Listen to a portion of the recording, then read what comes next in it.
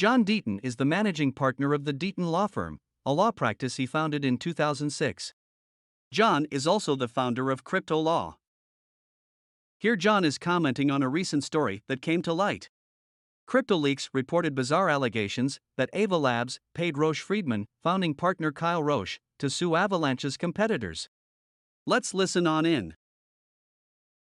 He was speaking with someone who had a body camera and was recording him privately and having these conversations. And what was discovered in these admissions by this young attorney is just alarming. It's crazy. But the bottom line is he's claiming that he has been an actor on behalf of Avalanche to sue competitors in the industry and file these class actions against these competitors, and then learn their trade secrets, learn their financing deals, get into their Slack messages. And so the problem is with these cases, as I told you, is you get this thing called discovery, right? So if, as you see playing out in the Ripple case, they're filed for discovery to get all the Hinman emails and to get all the correspondence that was with other people in the industry. And so that's what he's doing. If he sues Solana, he can get technical information, he can get financial information. And then, the question is, when you gather that information, are you sharing it?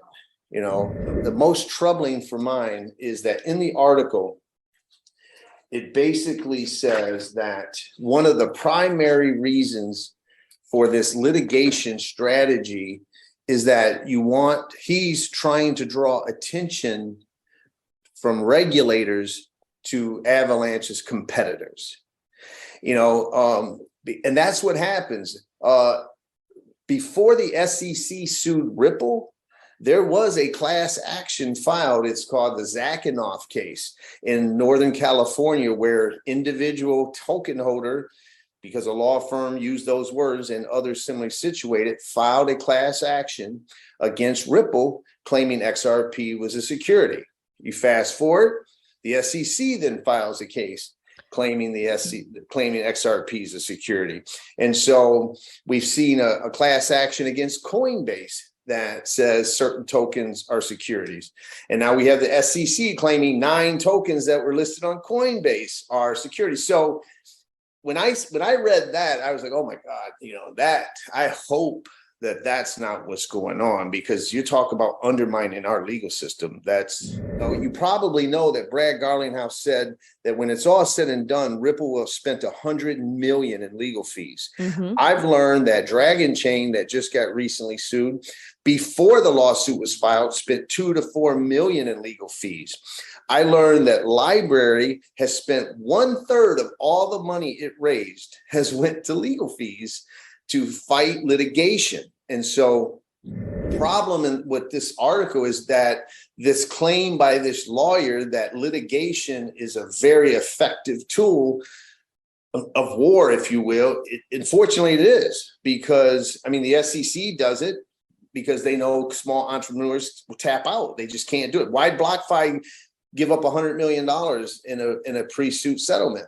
Because they didn't want to spend the same amount fighting it and then maybe lose. And so if you can get your competitor that is completely distracted in litigation and fighting for their survival because the SEC, follows your suit, you filed a class action, now the SEC does, you really, really get a competitive advantage. And back to this story, before, we were worried about the SEC doing this. Now we got to worry about private companies who are engaging lawyers. Maybe it's true, is what I'm saying, where they're using litigation as a way to cripple, a project or a platform. And, I just thought that the market's supposed to decide the winners and the losers, not all this litigation and not, SEC chairman and things of that nature.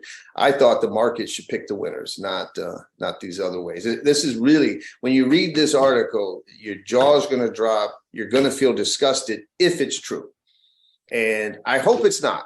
you.